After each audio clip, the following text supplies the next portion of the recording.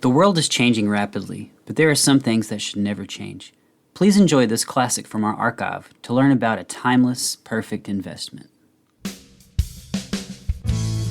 Welcome to Life Planning 101, brought to you by Smart Money Group and Kennedy Financial Services in Eastland, Texas.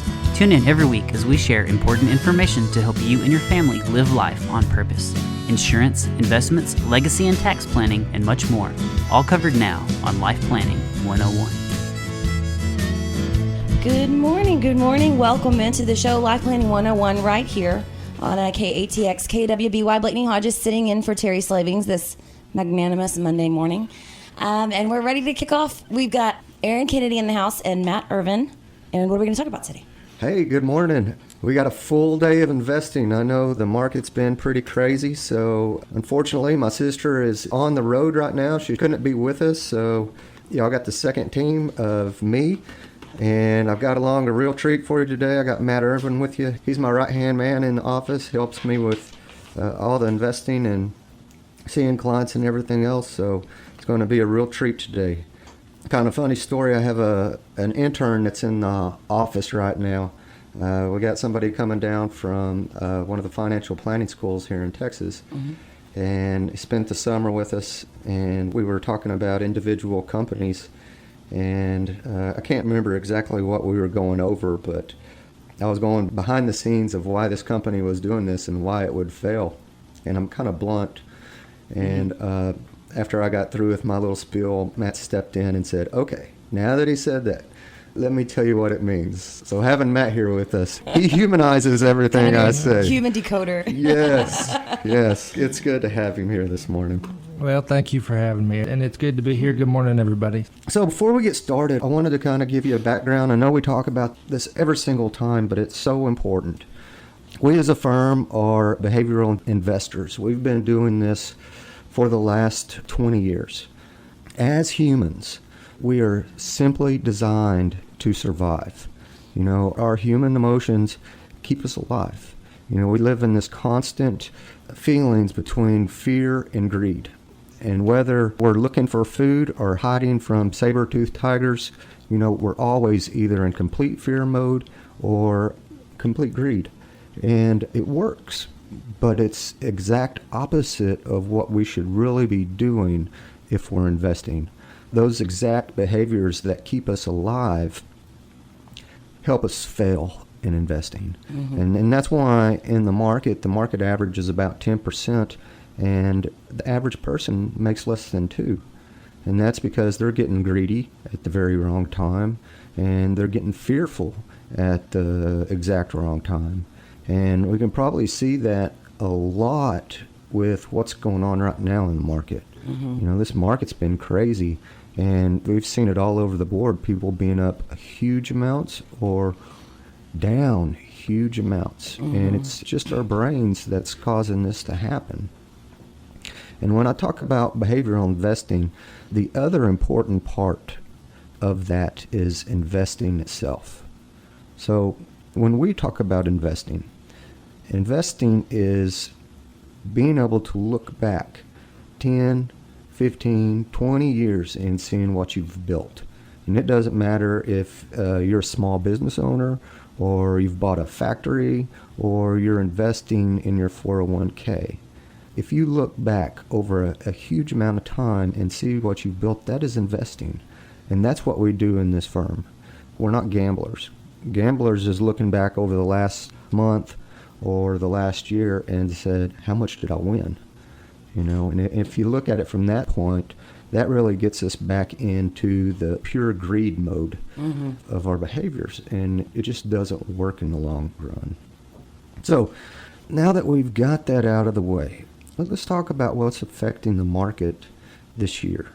This year has been absolutely crazy, and it's been hard to wrap your mind around, period. We've had coronavirus happen, and we actually shut down our economy for a lengthy amount of time. We've never done that in the history of our country, so there was a huge unknown how that was going to play out, and it's still a huge unknown what the effects of that are going to be.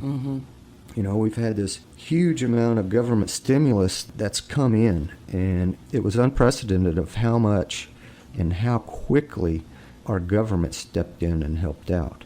You would think, looking back over history, they would have sat in the House and sat in the Senate and debated until it was all over. But within a short amount of days, they had a plan together and money was out the door. So if you look back at what's happened, nobody could predict what $3 trillion being thrown into the market would do. Looking at it, we're shutting down the economy. People aren't working. Small businesses are going to struggle. We're going to see a lot of bankruptcies. People aren't going to be able to pay their rent, whether it's on their home or their office building. You know, the economic effects of that were going to be devastating. You know, but what did the market do?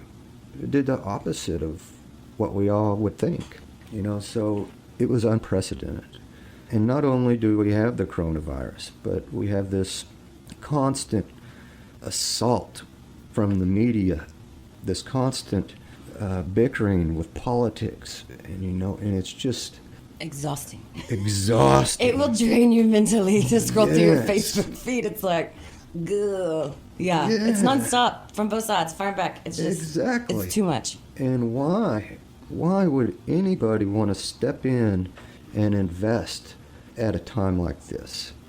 How can companies do well with our world falling apart the way it is? Yeah. You know, and that's really the way Yeah. way it feels.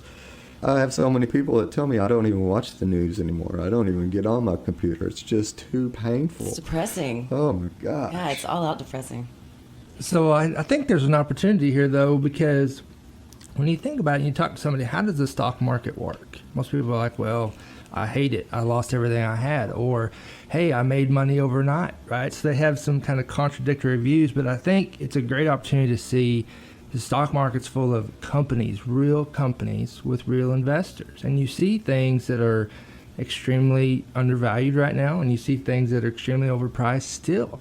So it's a good relation to see what is the stock market. It's made up of companies that we use every single day, and kind of realize that and bring it back to light of investing and give us maybe some motivation to invest. Yes, That's a that good is point. Yeah, that's a exactly very good right. point. It doesn't matter what point in history we've been in, whether it was the dot-com crash in early 2000s, you know, the mortgage crisis in 2008. There was always companies that made money, Yeah. but you know, those aren't the ones we hear about, and those aren't the ones we feel.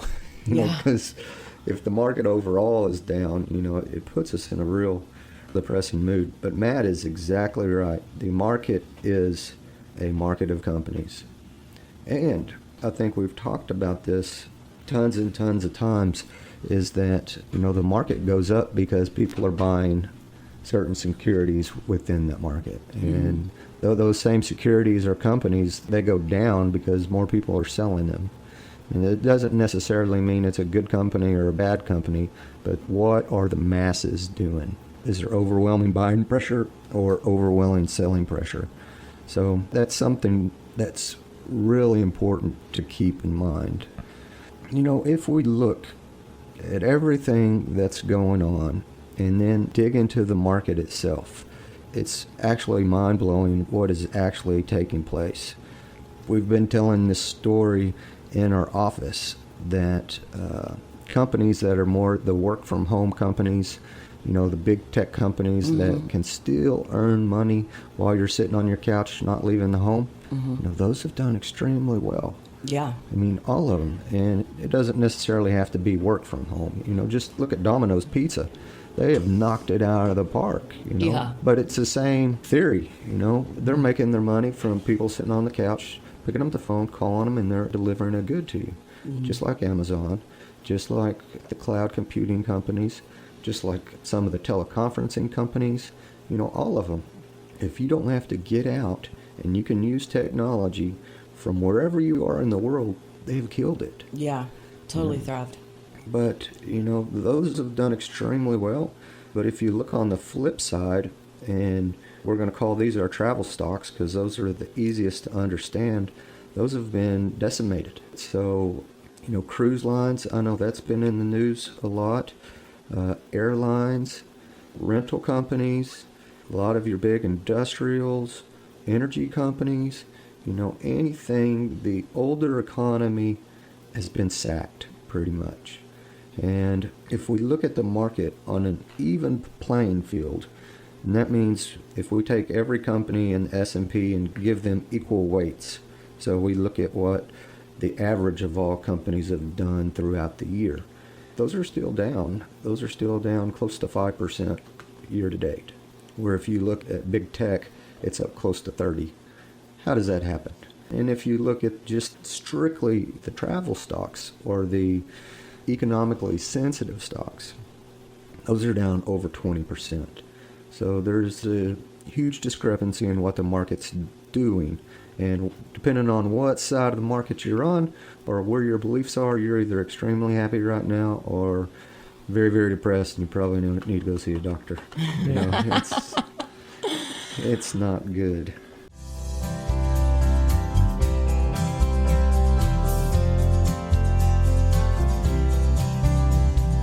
So talk a little bit about that and how we find that mixed bag with risk. What are some of the tools that we use to make sure people stay invested? And I want to give this short story. I was sitting with Aaron. We were talking to a client one day, and Aaron said, if somebody asked me what my job was, and I was like hanging on the words, I was waiting to hear what he had to say because it was so just exhilarated. It's like, what is your job, Aaron? He said, to keep people invested. And the biggest thing we do that is get your risk right. Can you talk a little bit about that in this environment? Sure. The risk is the most important part. I was talking about fear and greed earlier. The objective is to get it just right, where the market, no matter what it drops, we have your risk right where you won't drop more than your breaking point. Gotcha. And that breaking point is you giving us a call and saying, take me to cash. I can't do this anymore. So if that happens, we know we've lost the game, and then we're going to lock in those super low returns. But just on the flip side, our human behavior is not just fear. We have greed too. So on the flip side, we have to make enough money in the portfolio when times are good that you don't call me and say, put it all in. Because if that happens, we know we got that part wrong too. And more than likely, you're asking me to put everything in after the market's had this huge, amazing run, and greed's taken over, and we know most of the time greed takes over at the wrong time. Mm-hmm. So the main objective is to get the portfolio built for the individual person. And I like to say we need to build the portfolio to get the return that you deserve, and that means if your risk says, hey, you should be making 7% long-term, with this risks of stocks and bonds, that's great. If your long-term return should be 4 because of your risk level and we should have this mix of investments, that's great. What we don't want is to get below that 1.7 or 1.8 of what our human behavior is going to make us do if we run off of emotions. So it's a very, very delicate balance. And, even through this coronavirus and everything else, it's worked out amazingly correct. Our risk levels, it did go down to the bottom side for everybody, but that's what we were planning on. Mm-hmm. We have these conversations every single time we meet because things aren't rosy all the time. Yeah. They feel good when they are, and, we're all smiles, but eventually something like the coronavirus is going to happen. Sometime Y2K is going to happen. Sometimes the mortgage crisis is going to happen. So we have to be ready for that. The market will be surprised, but I don't want our clients to be surprised. And as an investor, you should not be surprised when the market goes down. Yeah. Because it happens. When I talk to clients about risk, it can mean so many things, and it means something to us that it may not mean to somebody else. But I like to say it like this. If I'm not originally from Texas, so nobody get offended, but if you like riding the Texas Giant, that could be, a fairly volatile risk, and then I'm more apt to go jump with my kids on the teacups and ride just kind of some nice, easy ripples. And, but there's a balance in between there. What are you okay with? And one thing that we always talk about is it doesn't matter if you're riding the teacups or if you're riding the Texas Giant. It's going to hurt if you get on or off at the wrong time. So we try to be strategic with that. And one thing is, people need income in retirement, right? Mm-hmm. And so how do we make sure that we have that? And one thing is we have our income buckets. So Aaron, can you talk a little bit about our income buckets and how we might utilize some of these strategies with that? Yes. So going back to it, we like to not necessarily trick our psyche, but we want to reassure everybody that things are going to be all right. So one of the ways we do that is we use the bucket strategy. And if somebody needs income, whether you're retired or setting aside a house payment, whatever that income need might be, we hold a year of that in cash. Whatever that, if we're sending it out monthly, bi-yearly, or even once a year, it doesn't matter. We want to hold 1 year of your income needs in cash. And after that, depending on your risk level, we're going to hold an additional 2 to 5 years, or maybe even more, in securities that aren't necessarily affected by the stock market. Our real goal behind this is we don't want to be forced to sell anything at the wrong time, because you can't predict what the market's going to do. Sure can't predict how the market's going to act on any certain amount of news. So if we have that safety built into the portfolio that, hey, yes, the coronavirus happened, but we still have 5 years worth of income in a safe spot where we don't have to sell at any kind of distress levels, that puts people at ease, and they don't have to make drastic decisions ever.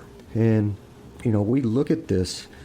Well, me and Matt look at this on a daily basis, but, overall, when we're doing our big rebalancing, we at least go in there once a year and make changes, at least once a year. And with those changes, we're usually taking money off the top, taking our gains, taking our winners, and either buying more income or picking up something that hasn't really performed as well, that we have some high conviction in, that we can make money at a future date. We like to buy low and sell high. Yeah. It's always the goal. Always the goal. That's Yes. the plan, right? And one thing I'd like to throw in, it's a lot of it is you're hearing a theme about discipline and behaviors. And it's always important that we, behave ourselves into ways that we never have, and that way we can achieve things that we never have achieved.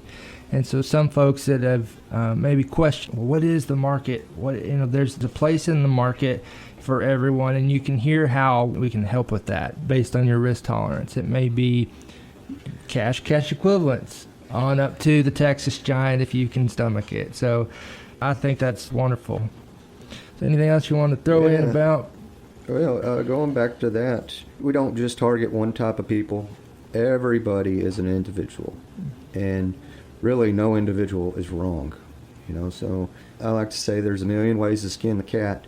So no matter what your risk level is, we can design something just for you to help achieve your goals.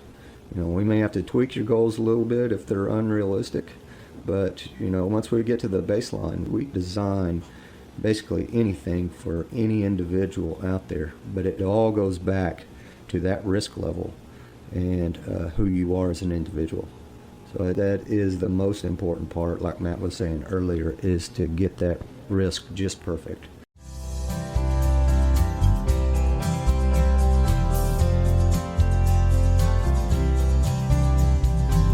And it's wonderful because we want to help people live life on purpose. And by doing these things, staying disciplined, having good behaviors, having a coach in your corner that helps you stay rational amongst times such as these and make you want to make some decisions that maybe normally wouldn't come to your mind. You need a sounding board, you need a coach. We offer that to our folks. And there's an article comes out every week in correlation with the show. And so I want to kind of give a teaser for that because I think it makes a very good point. And it's all about finding the perfect investment. And I hope Aaron doesn't panic because when I say perfect investment, that throws up a red flag, right? He's sitting here shaking. But basically what it boils it down to, and he touched on it briefly, but what is the most important thing? Money is a tool. And of our 8 life planning issues, it's the last thing that we talk about. because it is a tool to help us reach our goals. And so I'm going to give it away, but I'm going to let you read the background story, but there's only one perfect investment, and that's family. And so to kind of shrink this up a little bit, I found myself doing it. I've seen Aaron doing it. I've seen other folks doing it. So during times like these when, we can't run off and go to the movies or maybe run off and go do a water park or something like that, we invest the time in our families and make experiences. So that's one thing I'd like to challenge everybody today is maybe you have already or maybe you want to start a new family tradition. Find out what's the most important thing, and you might find something that goes on forever. I think that's something we can all take from and make sure you're focused on the most important thing. And we got to stay disciplined, and you got to ask yourself, if you're making a decision, why am I making this decision? If you have questions, give Aaron a call. It'd be great. Let's give the y'all's website though before we sign off. Kennedy-financial.com. You can find Life Planning 101, the podcast. It's on all major podcast downloads, iHeart, iTunes. There's many more. We have weekly life lessons to your email every week. It's great, full of information, good ways to get in touch with us should you have questions. And I think that wrap it up, Aaron. Yeah. If you do, we talk a lot about risk, and if you wanted to get on and see what your actual risk score is, you can get that as well. If you wanted to see what your risk number was, you can get that right off our website as well. Thank you for joining us for Life Planning 101, brought to you by Smart Money Group and Kennedy Financial Services. If you have questions, you can email them to lifeplanning@kennedy-financial.com. Don't forget to learn how our sister company can assist you with all of your tax, bookkeeping, and consulting needs. You can find out more at briscoeandassociates.com. Be sure to tune in next week for more Life Planning 101.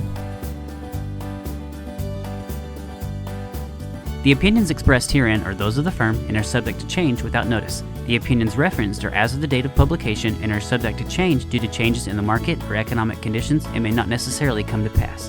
Any opinions, projections, or forward-looking statements expressed herein are solely those of the author, may differ from the views or opinions expressed by other areas of the firm, and are only for general informational purposes as of the date indicated.